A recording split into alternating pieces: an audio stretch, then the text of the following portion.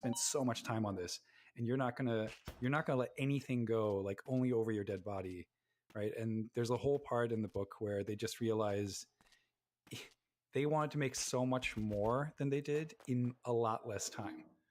So at some point, they had to make a couple of decisions that various ideas, like a challenge mode and all these other different kinds of modes, where there'd be like an endless mode where you keep on going down and the level would transition.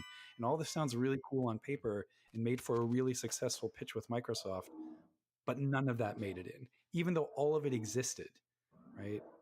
So I can't overemphasize how important it is to understand that sometimes for the overall thing to get A, done, and B, be way stronger, because the other stuff maybe also wasn't as good as the other things that you left in, that has to go.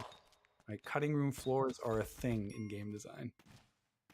By the way, that's also really funny you say that, because that is a big part of what my Shadow of the Colossus book is about, because that was the whole like, you know, subtractive design philosophy of Fumito Ueda, who created that game and his other titles, and that's just a big part of his work. So it's really interesting to see some overlaps like that between the books that couldn't be more different in terms of like the game and our approach to the book, but there's some wisdom there that it's like, you know, I don't know, maybe any great thing ever has involved a lot of like throwing out. This is not at all where I was going with this, but now that you mentioned that, I think you quote me on that in your book.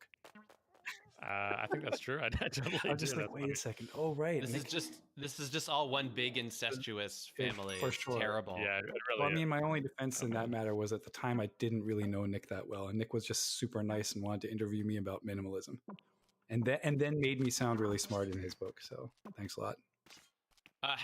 How about we move on to just a few any other listener questions, comments, and then quickly the weekly challenge.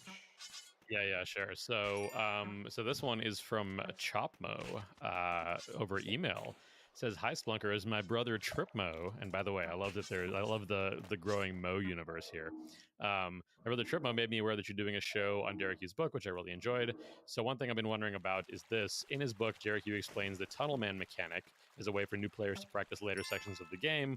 Experienced players will choose to start each run from the beginning to gain items and consumables, and because of the chain mechanic, and this is sort of the secondary way of playing the game, sort of the real ending, the much harder way that Derek talks about in the book. Anyway, says, however, I've heard that Derek has also been asked many times to make it possible to disable the ghost, which would enable novice players to practice each level at their own pace. It would obviously be an easy change to make, but he's refused to do so. Why do you think that is? Why offer players one practice feature but deny another? Thanks for the show. And I was thinking about this, and I at least feel like the ghost is like in any way you want to practice the game, the ghost is an important element. Like, I think having that pressure, and Derek talks about this a lot in the book, actually, that it's not really a game about just exploring and 100%ing and do everything. It's a game about sort of analyzing and optimizing and making these decisions along the way, and not doing everything or trying to do as much.